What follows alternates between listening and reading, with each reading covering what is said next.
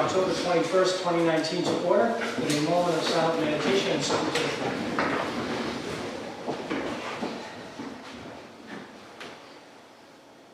I pledge allegiance to the flag of the United States of America and to the republic for which it stands, one nation under God, indivisible, with liberty and justice for all.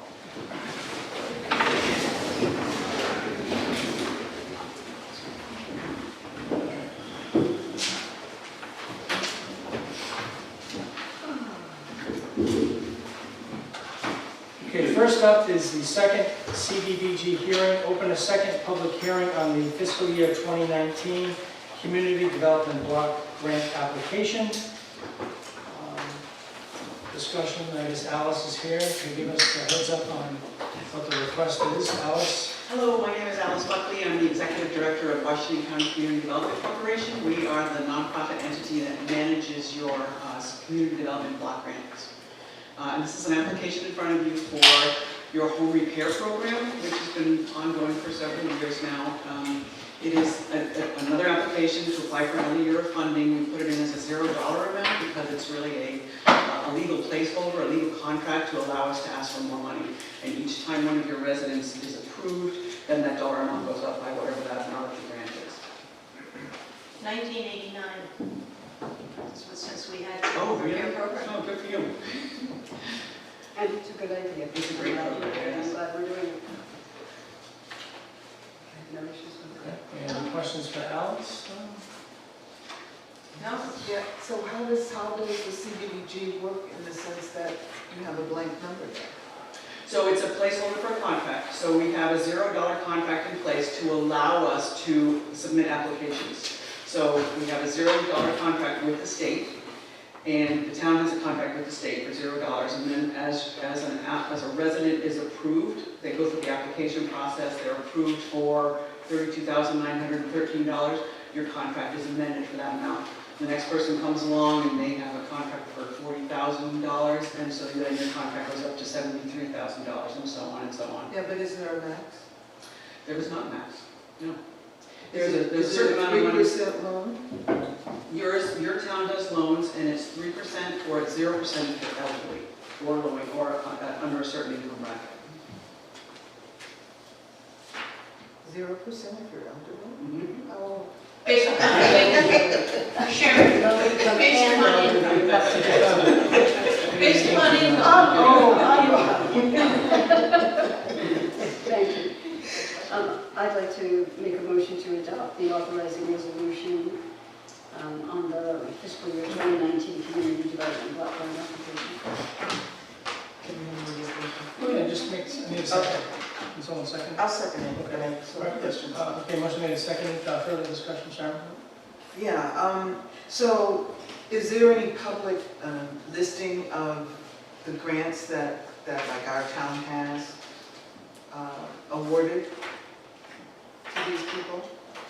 So over the years, so we do reporting for you, which is public information that we could provide you. So we do keep reports for the state. Is that what you mean?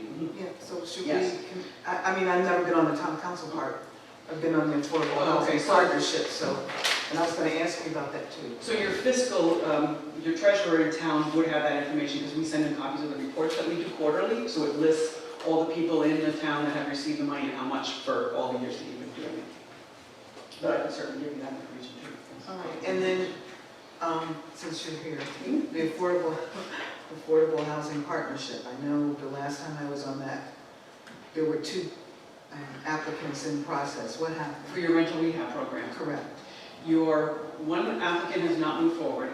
We've been trying to work with her, and it has not moved anywhere. Your other applicant backed out. There is monitoring fees that are required when you do this because it's a deed restriction that is put on the property, and a monitoring agent and a monitor charges monitoring fees to do this. That was the deal breaker for them. They decided they did not want to do it. What are those fees? What, $1,000 for the Every first year? initially? No, it's $1,000 initially, and then if you were to sell the house or somebody needed, a resident moved out and you had another one coming in, they charge you per each time they had to do work on it. What if you own it for the next 30 years? Is there a fee every year?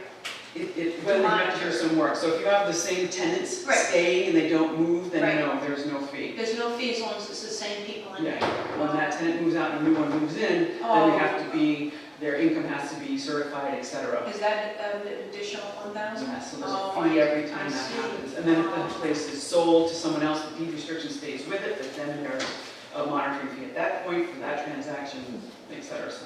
Oh, okay. And that's also based on income, isn't it? No, that, the monitoring fee is not based on income. So there's a monitoring agent who happens to be Community Housing Land Trust based in the province. And they're the agent that does that for a fee. And there's only maybe 2 entities in the state that do the monitoring.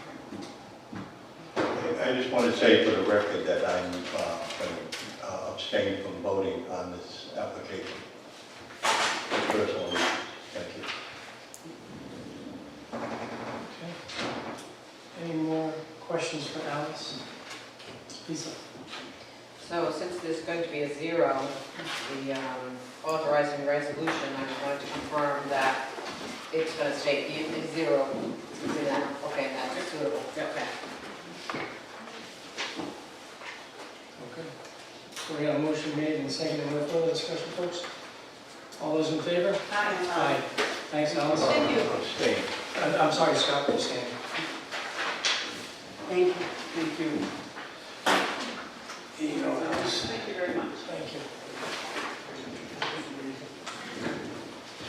Okay, next up, consent agenda. Approved town council meeting minutes of October 7th, 2019. Executive session minutes of October 7th, 2019. Special town council meeting minutes of September 30th, 2019.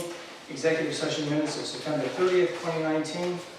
Accept the September 23rd, 2019 transcript as a record of the Solar DG LLC Clearway Energy Group Edward Carapezza Comprehensive Plan and Zoning Amendment Hearing. Accept the following monthly financial activity report, town clerk. Approve abatement as taxpayer no longer owns vehicle submitted by the tax assessor. Approve refunds as a result of motor vehicle and real property overpayments submitted by the tax collector. I'd like to pull September 23rd.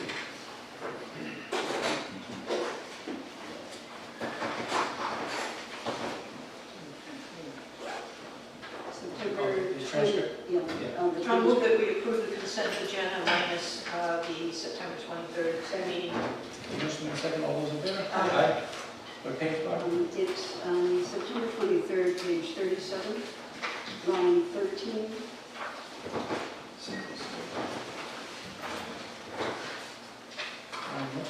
13. The sentence is doing it to improve the financial stability of the town, not more financial stability, not more financial instability. So on 13, that stability needs to be in. Instability, yes.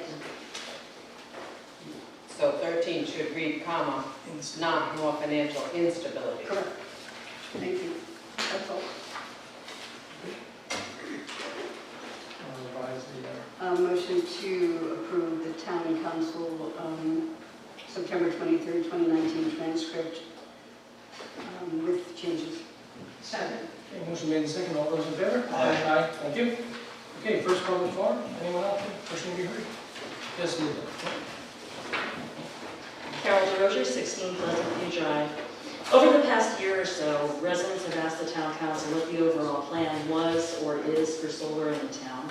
Residents have commented that there seems to be no planned approach, but rather an ad hoc reaction based on what each individual council member felt or feels about a particular site being proposed, basically based on personal opinion. Recently, during the September 23rd, 2019 special town council meeting, this question was raised again. A resident noted that Councilwoman Capalvo made reference to the solar projects in general being needed for tax dollars for funding education in particular. His resulting question was, quote, what is the end game plan that the council has in mind for when enough is enough? How many such projects are we looking at before we can say, okay, now we are able to successfully fund education for a substantial amount of time? Is there such a plan, or are we just kind of going ad hoc as we need money, end quote. Councilwoman Capalvo responded, there's no plan yet, but indeed I've thought about that as well. And I do think there's an end point, and that, again, can be discussed, but has it been discussed by the council? No. So my question is, how can the town council lead this town effectively and successfully without having a strategic plan in place? The reactive nature of the council's decision-making is ineffective and done in an inequitable way, favoring some property owners over others. Why not proactively create an overall plan as a governing body to present to your constituents for input and review? The town of Hopkinton should be run like a business, and every business has a plan for growth and development.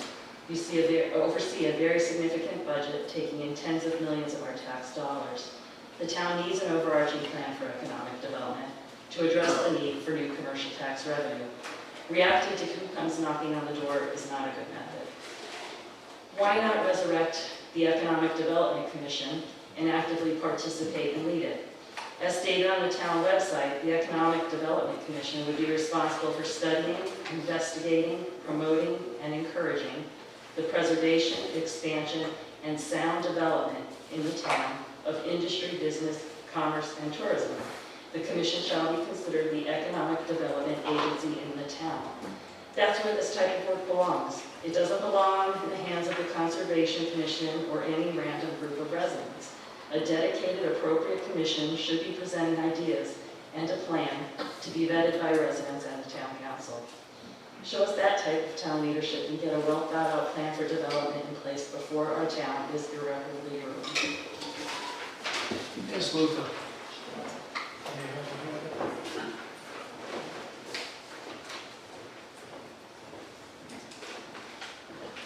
Luther Davis, 100 Cedarwood.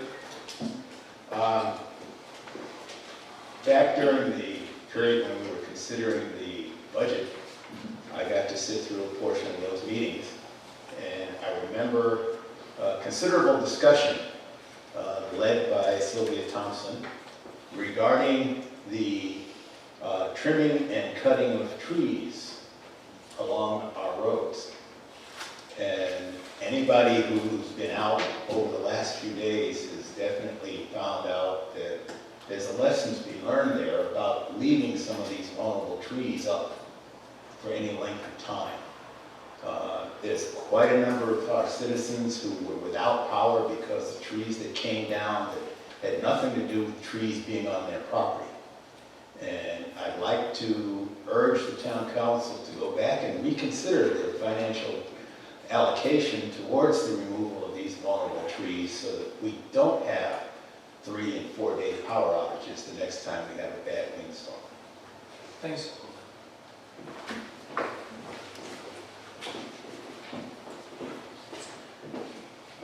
Good evening, council members. I come to you all once again just to make a statement regarding Mr. Buford's letter to the editor of the Westerly Sun, but more importantly, and in addition to the council statements as it relates to Mr. Buford's appointment to the Conservation Board in town. I want to make clear that I don't know Mr. Buford individually or publicly other than what I have seen, read about, or heard lately as it relates to his efforts to bring wind turbines to properties in Hopkinton. I heard this council to a member talk about how wonderful he was as a man and how much he's contributed to the town over the years. And that may be accurate partially now, or may have been more accurate at one other point in time, but this is not the professional that chairs one of the most important commissions in town that I've seen in action as of late. I've watched Mr. Buford attempt to financially support a very small segment of our population with a very special financial entitlement by the introduction of wind turbines to Hopkinton.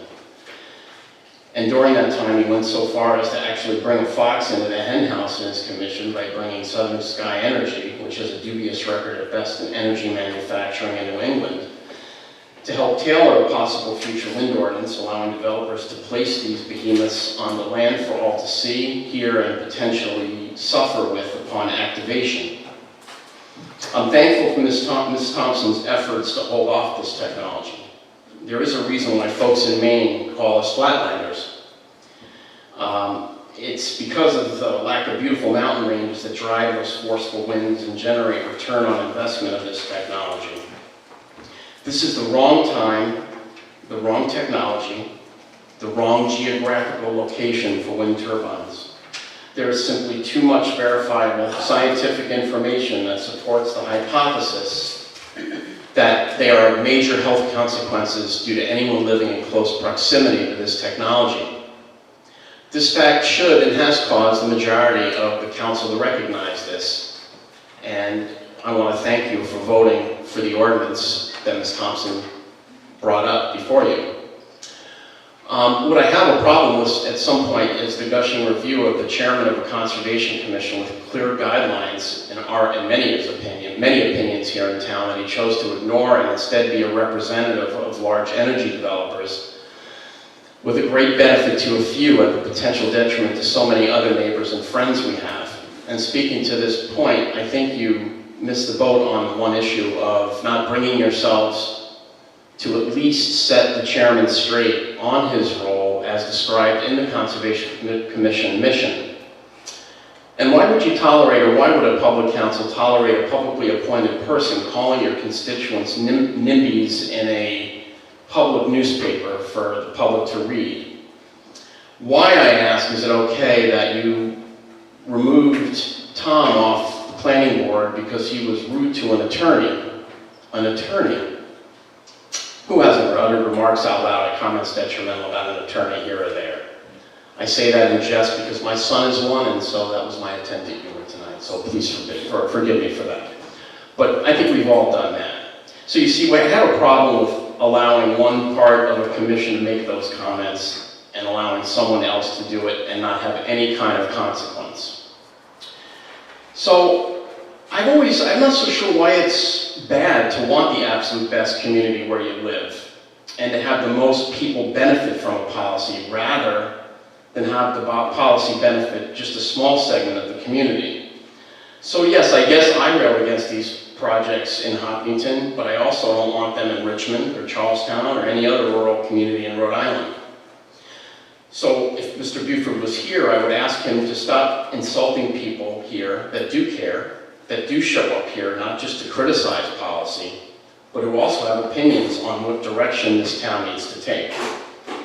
Let's make another point absolutely clear. I, for one, am tired of hearing how we just don't get global warming, etc., and somehow this is related to a larger environmental issue than a monetary one.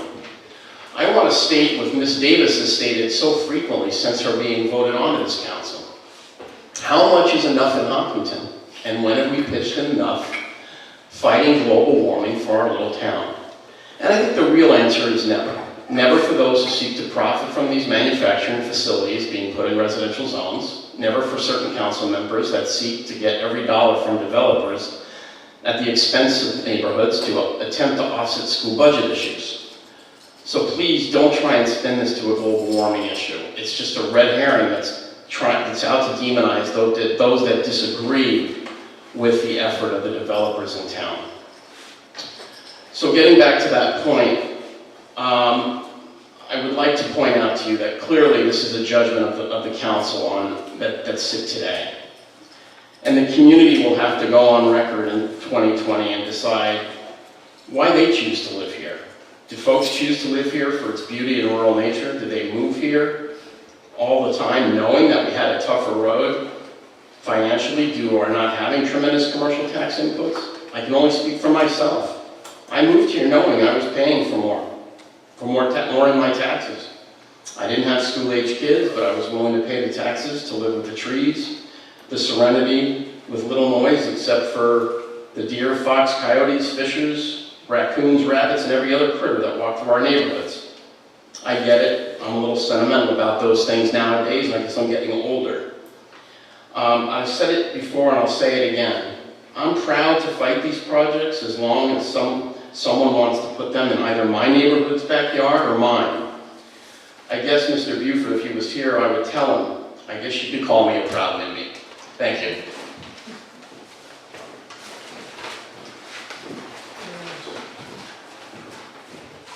Good evening, Luann McCormick on Lisa Lane. So, excuse me, I'm having some trouble with my eyes tonight. So last week there was some discussion about the fact that we were not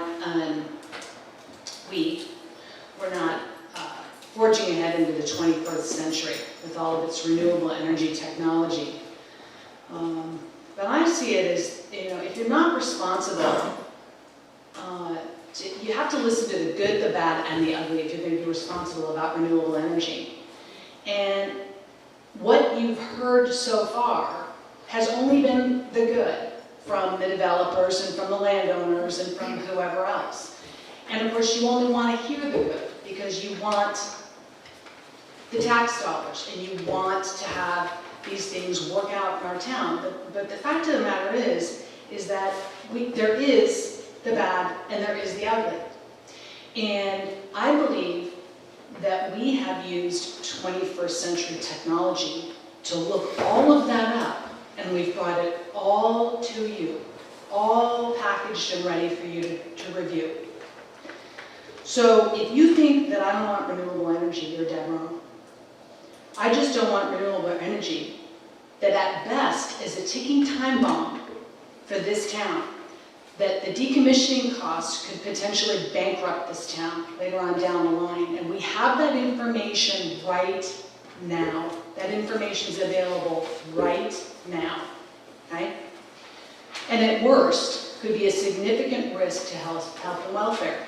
So it's not that I'm against renewable energy, but I'm against the bad and the ugly of renewable energy. We were also admonished that we weren't considering where we wanted the world to go for our grandchildren. But let me ask you this. Do you want your grandchildren saddled with the decommissioning costs for a defunct solar array because the bonds put in place to do so were wholly inadequate, even though there was ample information at the time to suggest that outcome? Do you want your grandchildren drinking the well water from the aquifer under the leaching, damaged, or outdated solar panels that no one can afford to clean up because the developer is long gone, having already made his profit? And I would like to point out the fact that there are very different qualities of solar panels. And not one time has there been any discussion on what quality of solar panel they're planning on putting directly next to a neighborhood. Directly next to a neighborhood and on top of an aquifer.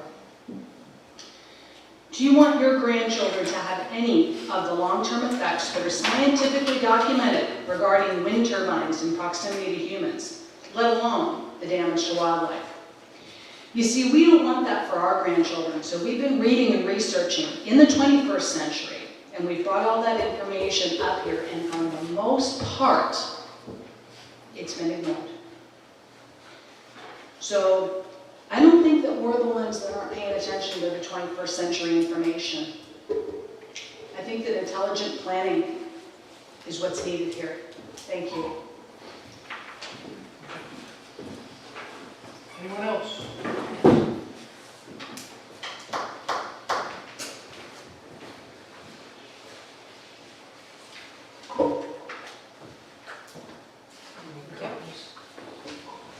I'm going to read, I just gave copies of a letter that I wrote, and I'm just going to read the letter.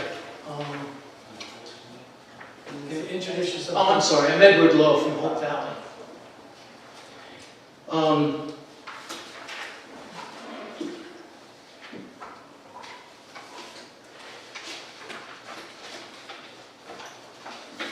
The subject is a request to void the Conservation Commission mandate to research industrial wind turbine power development.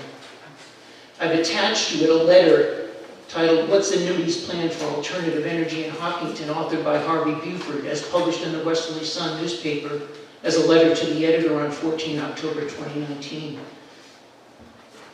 Dear Town Councilors, the purpose for this letter is to request that the Town Council void the mandate to the Hopkinton Conservation Commission to evaluate industrial power generation. A secondary purpose is to request that the Town Council generate a letter of censure to the Hopkinton Conservation Commission Chairman for his attack on citizens' rights to participate in government and his denigration of the citizen viewpoint. There are 3 reasons for the request to void the mandate. The Hopkinton Conservation Commission is the improper venue and board for an evaluation of industrial power generation. 2, the primary basis for the mandate incorrectly assumes that the government can regulate personal property involved with the private purchase, use, and storage of fossil fuel energy. And 3, the Conservation Commission chairman's written bias against rigorous evaluation of citizen testimony, evidence, and submittals that document the deficiencies of industrial wind turbines is an attack on the First Amendment rights of the citizens to petition the government. The attached Hopkinton Conservation Commission chairman's letter identifies the HCC chairman's conclusion that wind energy development in Hopkinton will help the HCC achieve their vision, which is then identified by the chairman as one of several Hopkinton town government objectives to, quote, do our part to make a rapid transition from fossil fuel, end quote.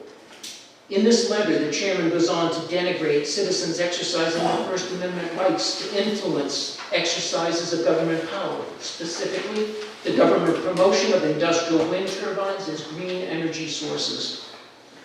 The HCC chairman characterizes the citizens' testimony, evidence, and submittals documenting the deficiency of land-based industrial wind turbines, including data acquired from operation of state-of-the-art industrial wind turbines installations as, quote, just so many NIMBY claims, end quote.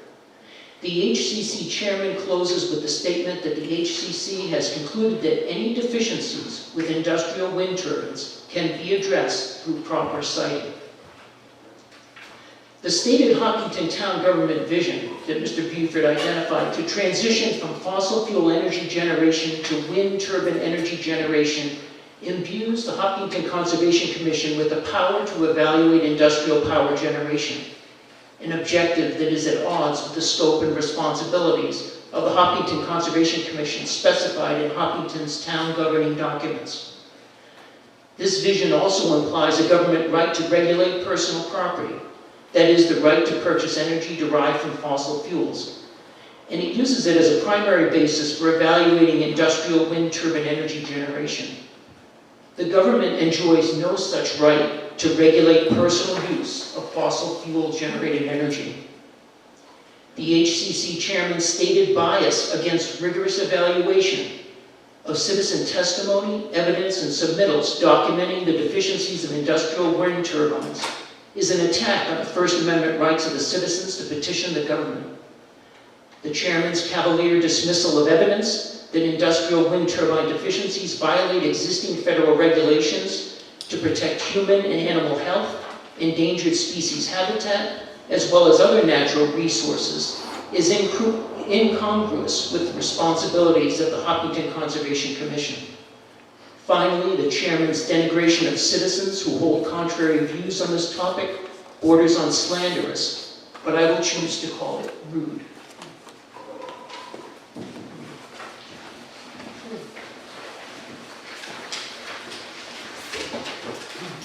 Joe Moreau, Old Depot Road. I just want to mention that if I say the word town council, I don't mean the entire town council. I mentioned at the last meeting that I was going to do some research on Tom Holberton. It was on the agenda. Tom was aware of the fact that there was going to be a reappointment. I reached out to Tom twice. I left him a voicemail. I left him an email. He never responded. And I don't blame him. I guess he's done. And there's someone that has spent over 30 years with this town.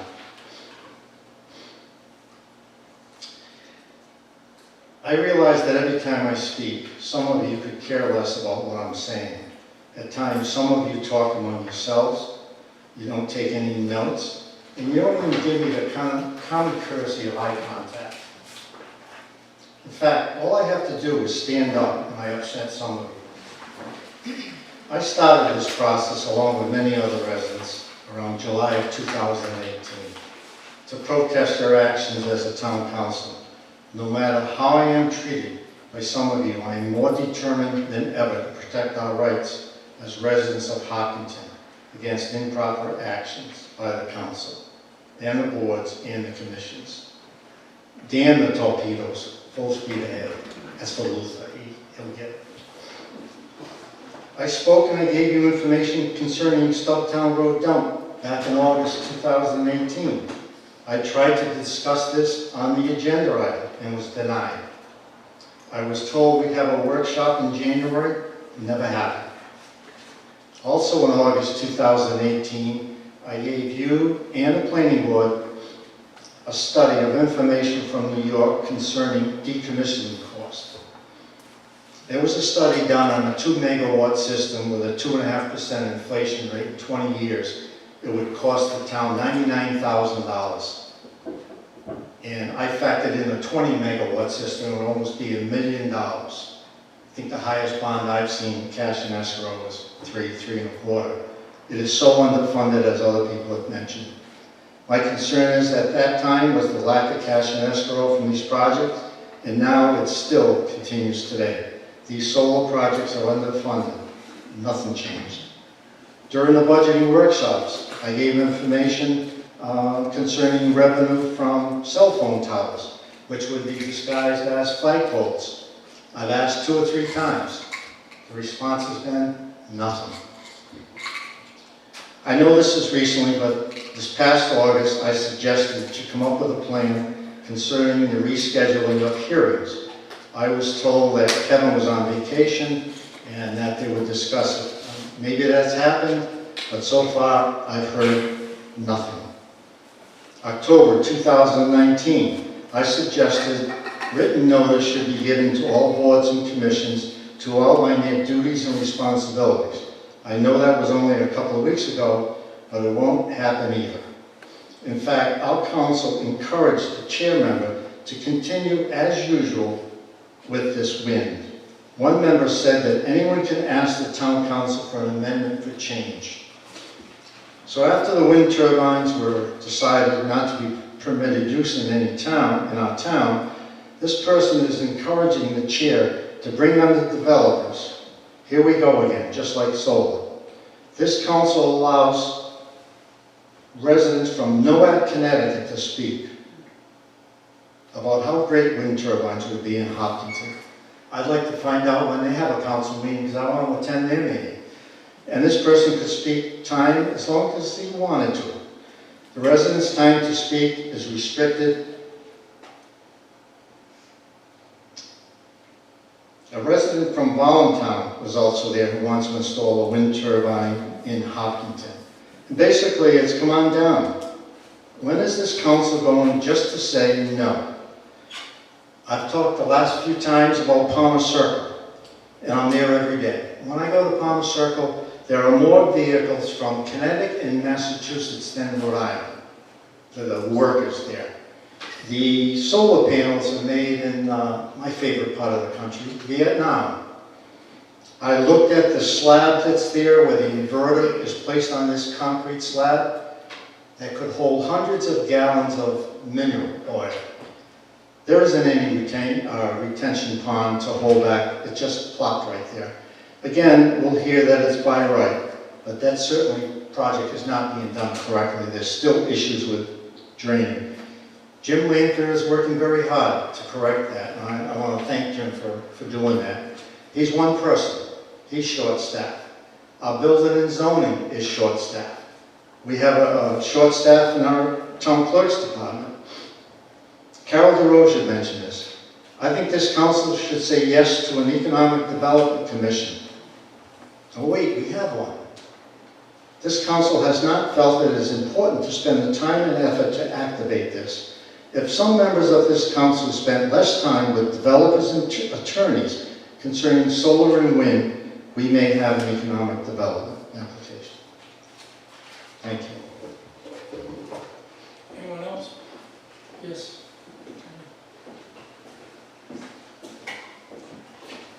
Tammy Walsh, 229 Woodville Road. So after attending the October 7th Town Council meeting where the council seemed to be directing the Conservation Commission to continue work and research on industrial scale wind turbines, I realized that I'm just totally confused as to why our Conservation Commission would be tasked with something like that, particularly since the Home Rule Charter uses the word develop. And like, I think about development of conservation, not bringing industrial uses into land and resources that are being conserved. So that was, and maybe it's just me, okay? So I wanted to give them that, you know, leeway there. So I attended the October 10th Conservation Commission meeting. And I asked them if the town council had actually defined the word develop as it relates to the commission's charge. Since I don't really think I'm the only person that is confused by why they would have been working on a wind turbine ordinance. And I know a few other people have already mentioned that it seems like it's outside of the commission's charge.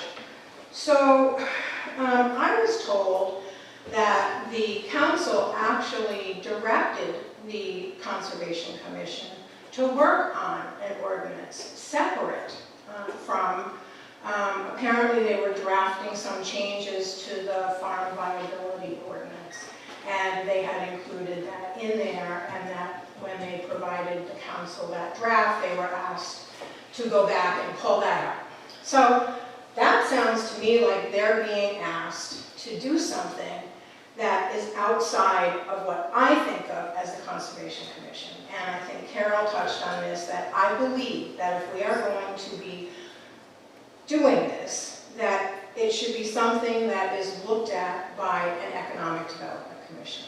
And I realize we have nobody on it, it's inactive, but I think that that should become a priority in this town. And I think that's, personally, I think that's the appropriate place for it.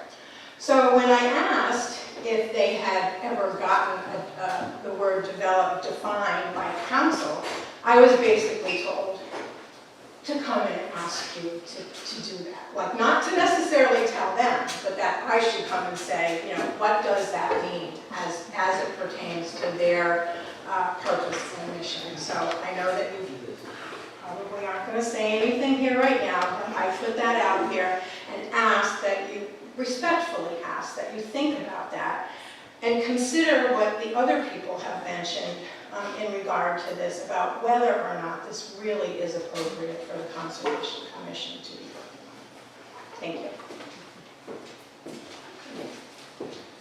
All right. Thank you. New business number 1. Oh, I'm sorry, under my report, November 16, 2019, we're going to have a town-wide resident-only shred day from 8 to noon at the Department of Public Works on Woodville Road. I know a lot of residents, including myself, have mounds of paper. Are you going to limit it to one box? Well, good question. Does. Good question. It's going to be 3, I think Bill, right, I'll let Bill expand on it, but I think three bins, like a recycle bin, but 3. So at least it'll be something. So Bill, have that. We have scheduled a Hopkinton recycling event for Saturday, November 16th, from 8 o'clock in the morning till noon time. It's going to be held at the Department of Public Works yard over there at 395 Woodville Road. The event is for town residents only, and it's only for paper shred. It's a 3-bin box limit, and no electronic devices. Also, hazardous waste of paint will be accepted. We have a flyer that we're going to be passing out very soon. And basically, it says for more information, contact the DPW director at DPW. And we also have frame ads that are going to be advertised in the Wesley Sun on Sunday, November 3rd, 2 weeks before. And it's Sunday, November 10th, 1 week before.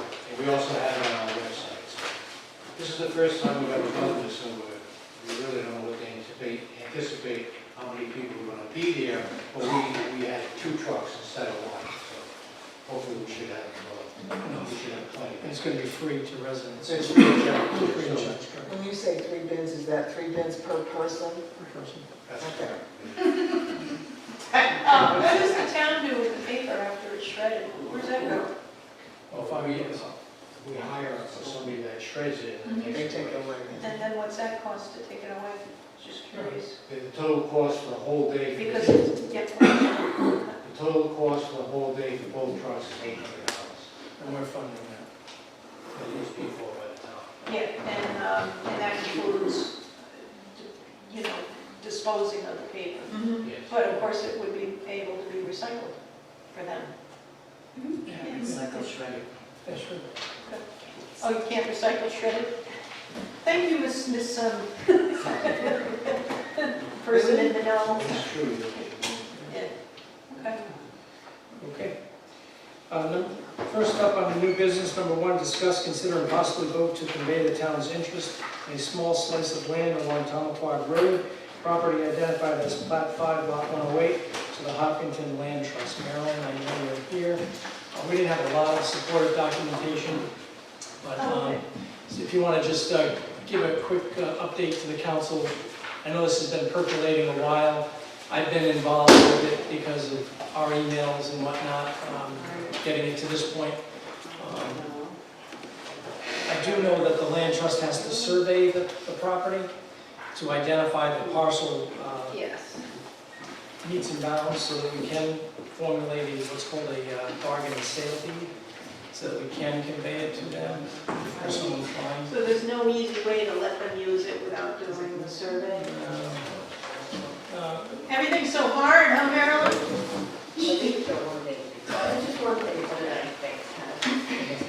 Just one thing, there were different opinions on whether it could be done without surveying and whether it could be just, we could be given permission.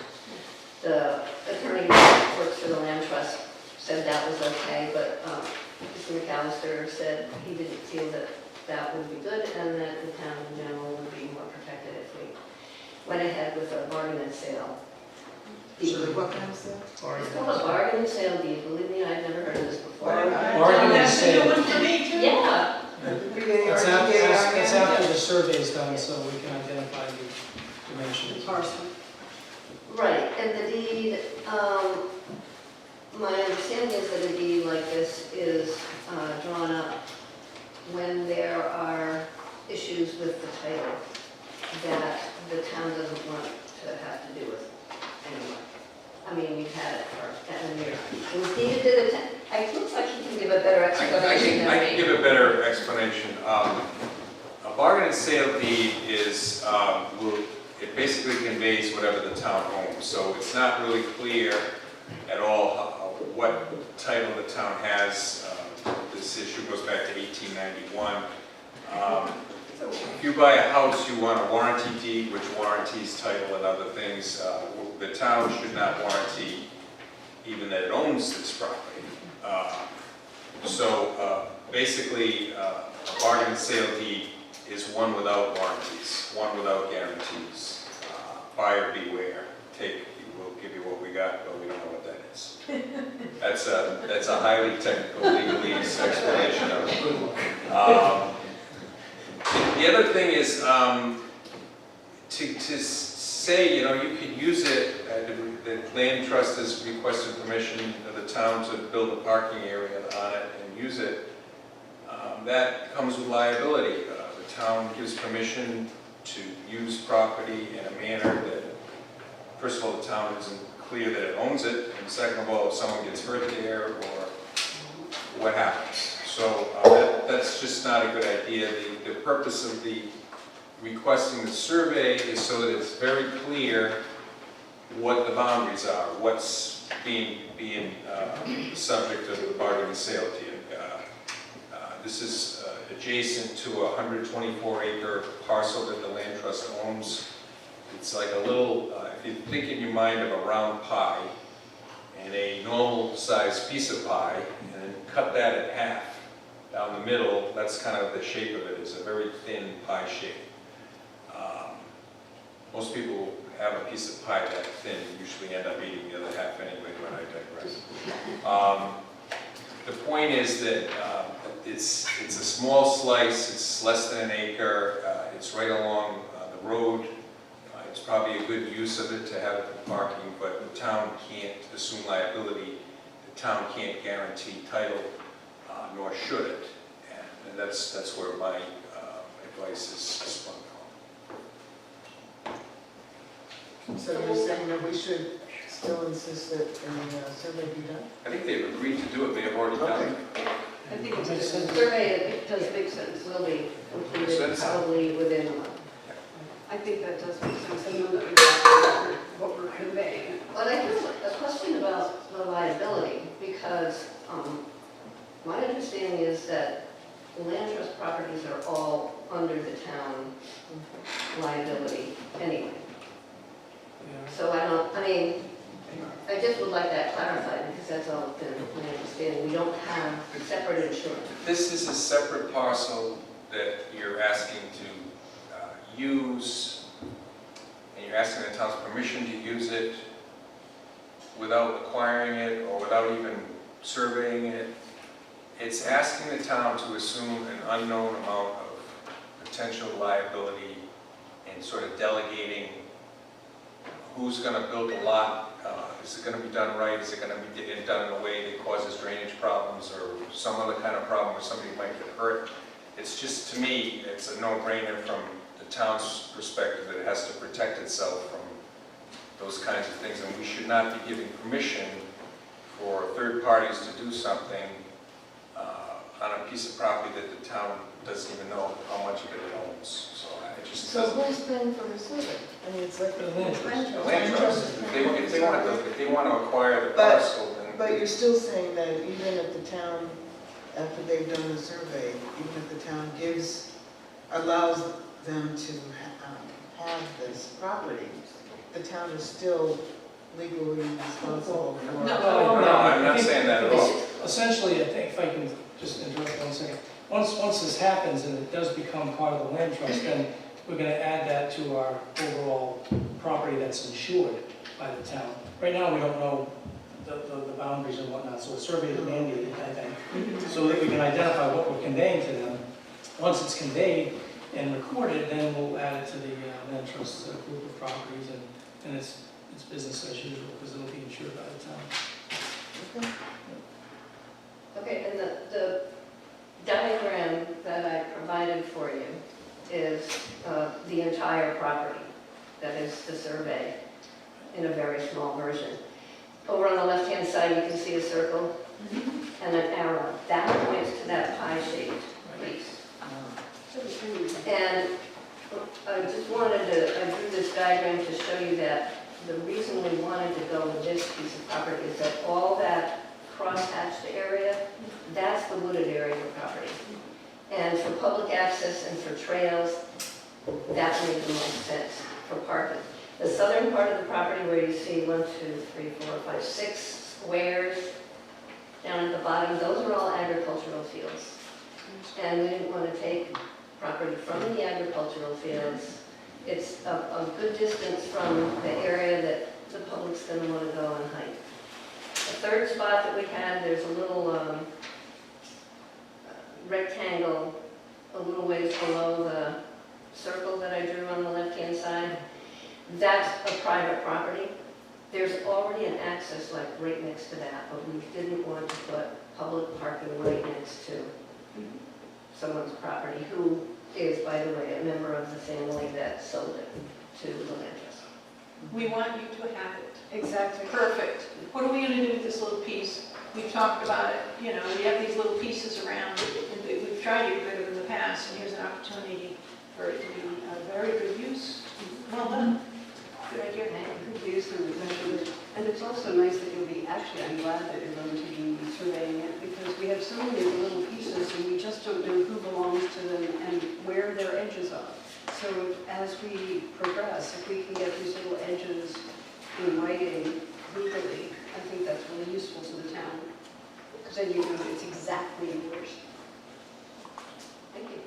Make a motion Motion to convey the town's interest in a small slice of land along Common Quad Road, property identified as Lot 5, Lot 108, to the Hopkinton Land Trust. Second.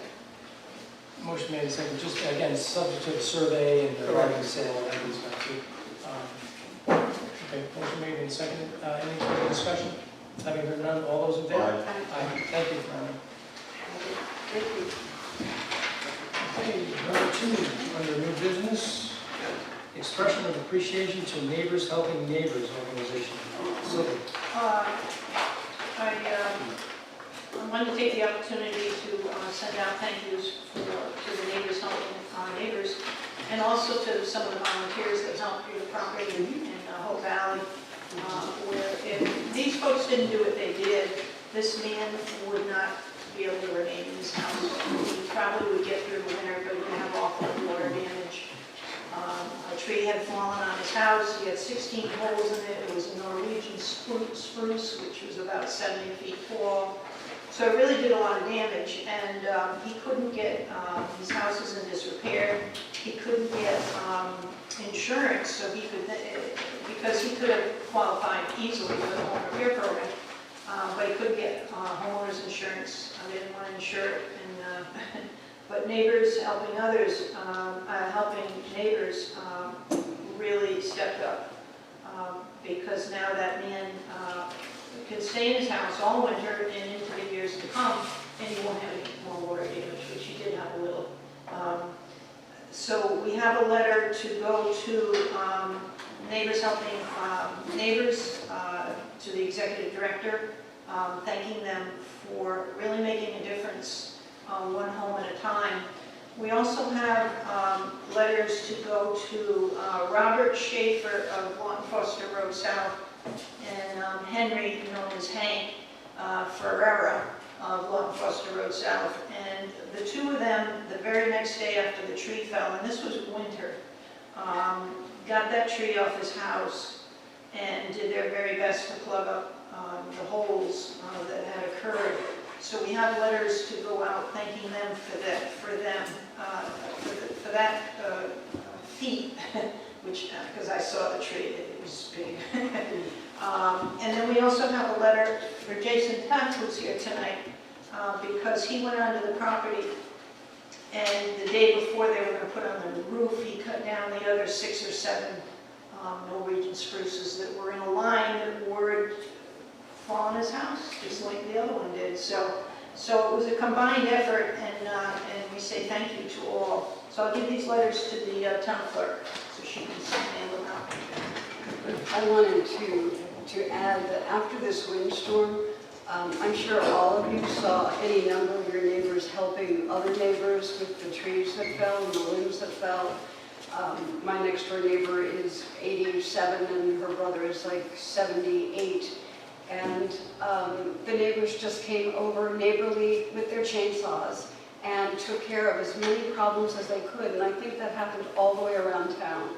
Hopkinton is known for neighborliness, and we really do help each other when it's needed, especially the elderly.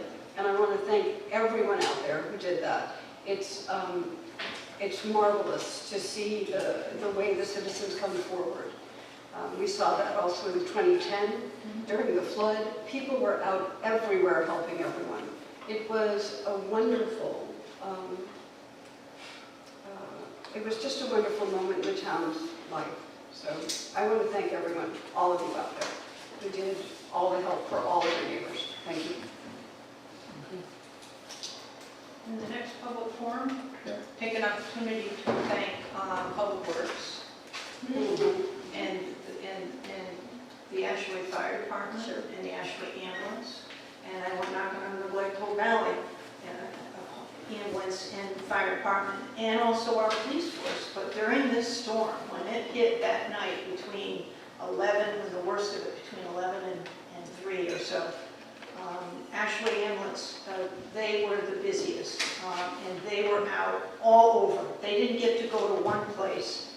They all had to fan out and go, and they were constantly, they never got a chance to go back to the station. They were just constantly doing this. I mean, no Public Works was right there along with them, because there were trees down blocking roads everywhere, all over, and they dealt with it, and we really appreciate them working so hard that night and into the next day and night to resolve these problems.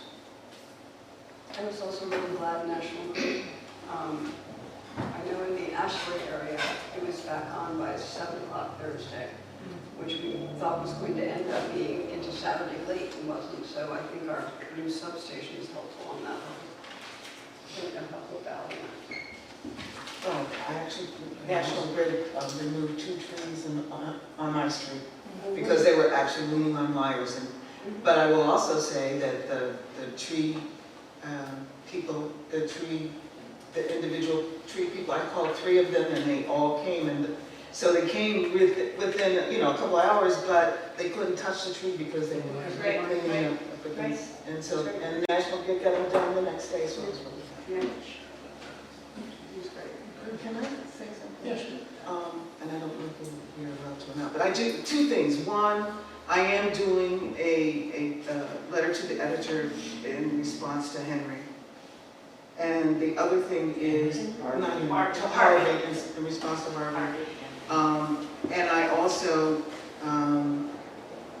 want to say that Economic Development Commission, the reason it's inactive is that it takes 5 people. And so if there are 5 people up here, we have 2. So we just need 3 more. It could become active tomorrow. If you all see the clerk. Yeah, just apply. So that solution can come forward. And I state that in my letter to the editor as well. Yes, Lisa. I just want to make sure that people that are potentially on the EDC now, the 2, I would want to reach out to them and make sure that they still are. And they still here in town. May not be, Well, may not be 3, maybe 5. Still, just apply. Yeah, please apply, yeah. Is this the public forum? Pardon me? Is this part of the public forum? No. No, not yet, Joe. That was all I had to say, Yeah, those okay. 2 things. Okay. Now, last public forum. Can it be advertised to people, like, I don't think many people know about it. It's on the website. I can make sure an ad goes out, and I can have our IT person to maybe bring it forward on another portion of Then we can, Yes, there's interest. Yep. Joe Moreau, Old Depot Road. What I read during the first public forum really are my concerns and my opinions. I want to read something to you, but when I read this, and I want to include the audience in this, to think about from a solar standpoint. And what I'm going to read is from Attorney John Grasso. It was an article in the Sun. And what it says is, license hearing in Hopkinton wasn't fair. I want to share my disappointment with the manner in which the town of Hopkinton conducted itself in order to achieve its intended goal, which was clear from the moment the so-called hearing began. He goes on to say, my visit to the town hall the other night was my first opportunity to witness a town council act in the capacity of judge and jury. I hope it is my last. I spent my days and nights advocating for folks to bump up against the government. Thankfully, our adversarial system has laws, rules, procedures that attempt to balance an individual's rights against the government's overwhelming power. I expected better in a small town such as Hopkinton. Just walking into the historic town hall building renders a feeling of old school patronage. I certainly walked out with a much different feeling. The town has a duty to protect its community from all sorts of dangers, even accidents. The town also has a duty to follow the rules, obey the law, and not sacrifice one member of its community for the sake of protecting others. In my opinion, that is exactly what happened the other night. And if I were a member of the Hopkinton community, I would be outraged. What deliberately happened in Hopkinton on Monday was a direct attack on the sort of fundamental fairness that exists or is supposed to exist to keep the playing field level. I just want to add, continue to think about solar, please. I urge the council that its role as judge included a very important gatekeeping function. It is the judge's job to make sure that evidence is reliable and that each party in the confrontation is treated fairly. This is Law School 101. Lesson was instantly dismissed. 2 things stood out above all else the other night. First, one council member clearly understood our explanation for asking that the hearing be continued. She was obviously concerned about it. As soon as she attempted to express her concerns, she was bullied into submission. For those that were not here, that was Sharon Davis. Before any evidence was introduced, the juror found in favor of the town and had the audacity to proclaim it with her voice as though a hearing on the merits and the entire process didn't matter. It didn't matter, did it? That verdict was a done deal before the town council turned on the lights to the town hall courtroom on Monday evening. Over 5 hours, surprise witnesses were allowed to testify about whether the town asked of them, and without any restraint or challenge by other sides, who were repeatedly silenced by the council. Here's the greatest tragedy of what happened in Hopkinton on Monday night. The folks of Hopkinton witnessed its elected officials set aside laws, rules, and procedures to accomplish its own agenda. But it is a very dangerous thing to allow the government to run wildly merely because you might agree with it today. Perhaps the town council have accomplished the same thing if it had been followed the rules and allowed for fundamentally fair process. Hopkinton will never know, because that is certainly not how it conducted itself on Monday evening. The writer is a lawyer based in Providence, Rhode Island. I'd also like to say, from what I read, the Department of Business Regulations overturned the verdict. I agree with the decision that the council made. I don't agree with the process that happened. My opinion, someone dropped the ball a long time ago. My wife and I go to a restaurant, and a couple of years ago, they were closed for a week.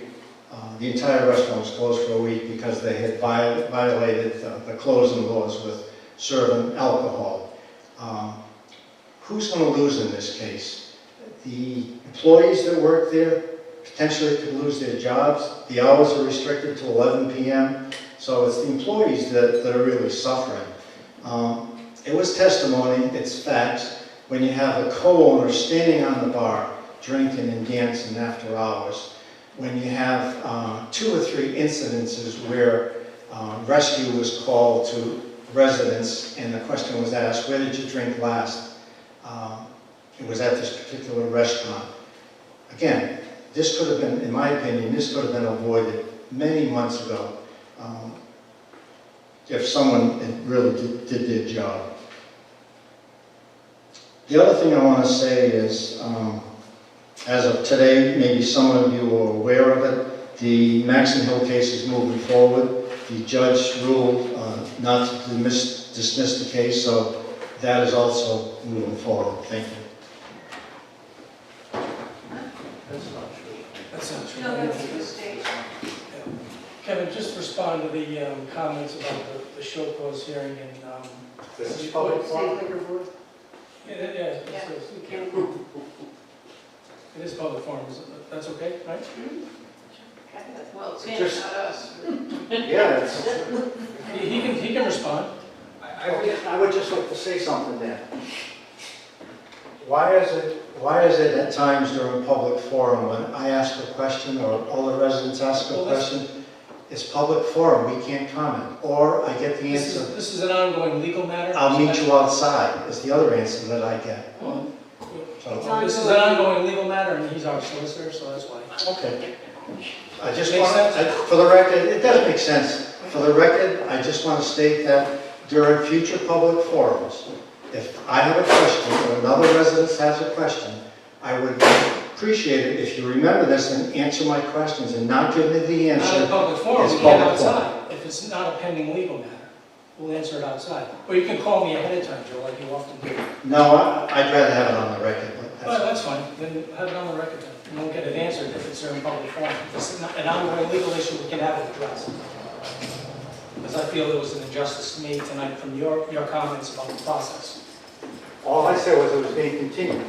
Not, That's not what you said. the show cause hearing is what I'm talking about. Your cost area was up,